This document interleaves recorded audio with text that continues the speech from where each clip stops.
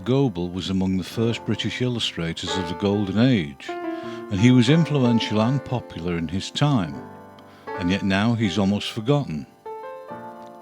He was born in North London in 1862, and he trained at the Westminster School of Art. Early on in his career he had a few black and white illustrations published, but he actually did better as an artist, and had a successful exhibition of his watercolours at the Royal Academy in 1893. But in 1897, by which time Goble was already in his mid-30s, he became the first person to illustrate The War of the Worlds by H.G. Wells, published initially as a magazine serial. And he did a particularly credible and imaginative job of capturing the dramatic menace of the story. From that point on, he was offered many more illustration commissions for magazines, and more significantly for what were known at the time as gift books. These were lavishly bound volumes for the children of the wealthy, featuring expensively printed full-colour illustrations. And in 1909 he became the resident gift book illustrator at the publishers Macmillan. His edition of The Water Babies was published in that year, and 9 other illustrated volumes followed over the next 4 years. And as well as the expected European traditional fairy tales, Goble drew particular praise for his evocation of Eastern and Asian cultures, with his work for tales from Japan, China and India. Through his work as an artist, Goble had become particularly adept with watercolour, and he created many skillfully rendered fantasy illustrations for these books. Black and white illustrations also featured in the books, and for these he used traditional pen and ink with similar precision. Even though he was in his 50s when the Great War began, Goble served with the Red Cross in France, and when it ended he returned to illustration. He was far less prolific than he had been, but nevertheless he kept the standard just as high, with his vibrant colour work for 1920s Book of Fairy Poetry. And although he continued to work sporadically, by the middle of the decade Goble was losing interest in both illustration and art, and his last published work was the book Todd of the Fens in 1928. He retired in that year and devoted himself to travel and leisure up to his death in Surrey in 1943 at the age of 81. German illustrator Thomas Theodor Heine should be much better known, if only because he was co-founder of the satirical magazine Simplicissimus. He was born in Leipzig in 1867, and in his teens he was expelled from school for drawing caricatures of his teachers. He went on to study painting in both Dusseldorf and Munich, but his flirtation with fine art was short-lived, and by 1889 he was getting his illustrations published in the Munich-based magazine Fliegende Blätter. He stayed with them for nearly 7 years before leaving in 1896 to set up Simplicissimus with editor Albert Langen. Heine created many darkly comic images, and his incisive linear style featured aspects of Art Nouveau, or Jugendstil as the Germans called it, as well as the graphic qualities of Aubrey Beardsley and Japanese woodcuts. Although many of his illustrations were reproduced in colour, he was essentially a monochrome illustrator. Where colour was used, it was applied at printing, and it was always the harsh expressive line work which defined the image. His illustrations were unrelenting in their condemnation of the German government, and the monarchy in particular, and in 1898 the authorities decided he needed to be taught a lesson, and he was jailed for 6 months. On his release he wisely toned down the vitriol and also began working in the less turbulent waters of book illustration. He created cover art and pages for a wide range of contemporary and classic literature, including Knut Hamsun's Slaves of Love in 1902 and Friedrich Hemmel's retelling of the Old Testament story of Judith and Holofernes in 1908. Heine continued to work as a satirist and narrative illustrator for the next 2 decades, but in the 1930s his problems with authority began again. Hitler's National Socialist Party was gaining popularity in Germany, and as Heine was Jewish, he became a target for anti-Semitic hostility. He fled Germany in 1933 and resettled in Prague, where he tried unsuccessfully to launch a new satirical magazine along similar lines to Simplicissimus. Following this disappointment, he gave up illustration altogether, but had some success in later life as a surrealist painter in Stockholm, where he died in 1948.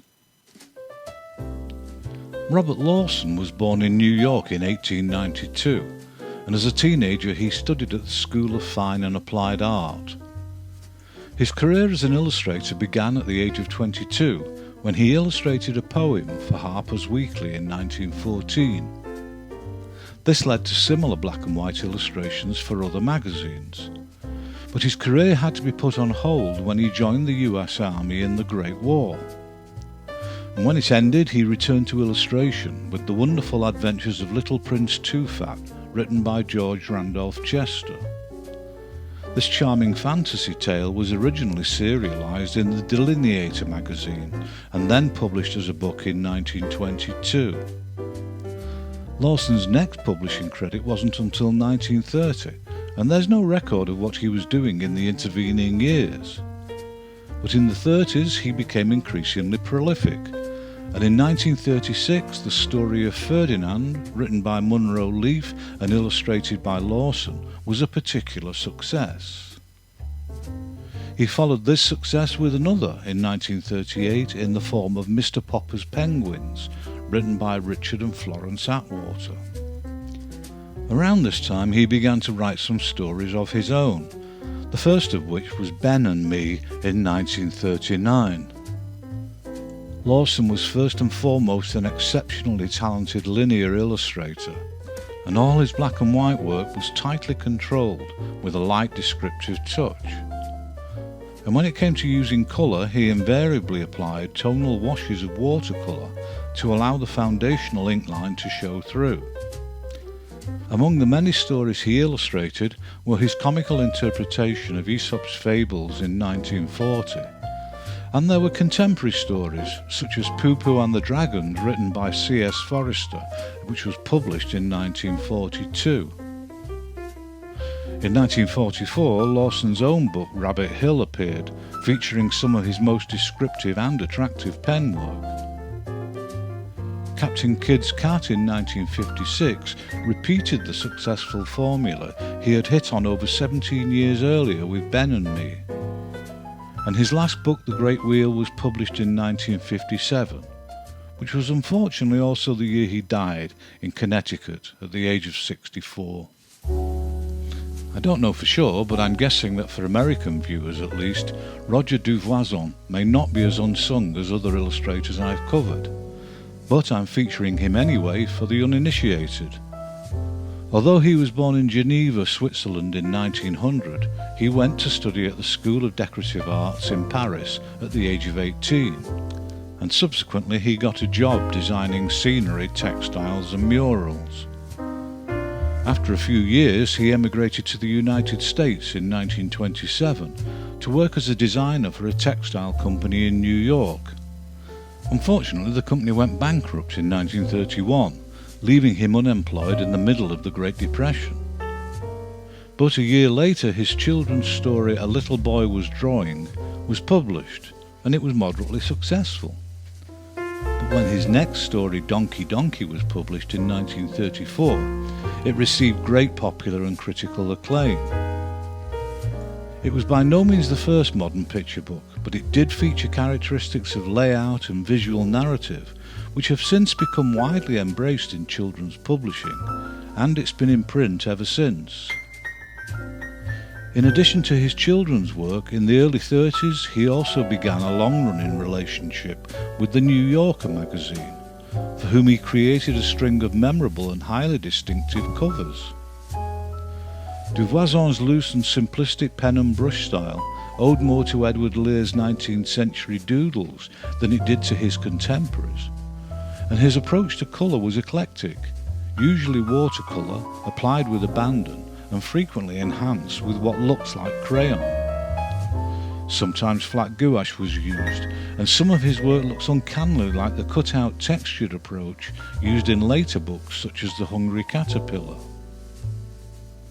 In 1944, his radically modernist interpretation of Robert Louis Stevenson's A Child's Garden of Verses gave the rather dated book considerable contemporary appeal.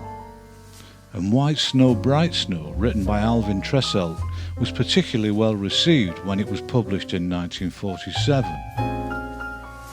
In 1950, his own story about a goose named Petunia, the first in a long-running series, attracted a lot of praise and sold in large numbers.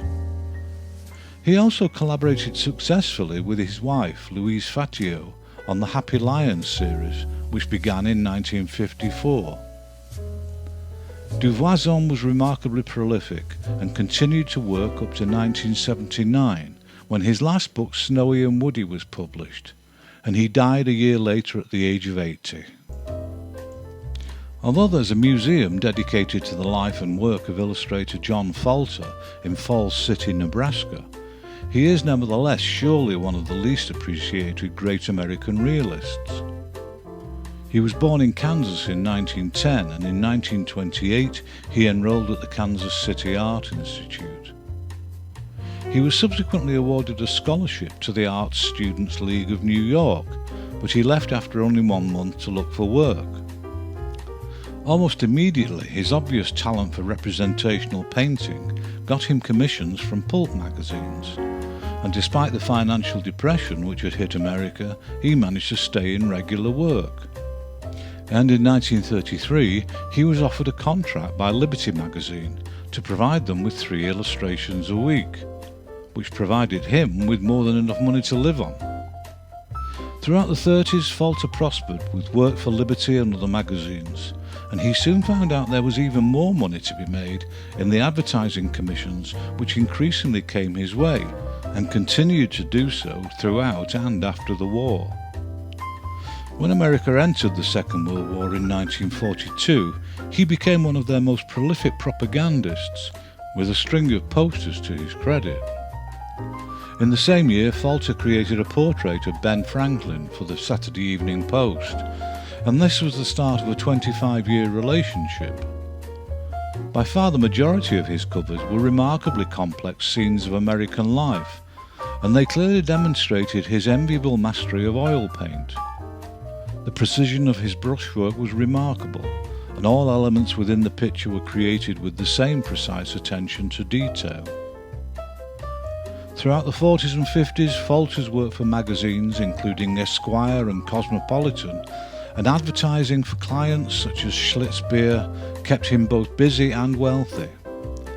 But by the late 1950s, photography had become dominant, so he turned toward book illustration and worked on over 40 books, including the novels of Mark Twain and several books about American history.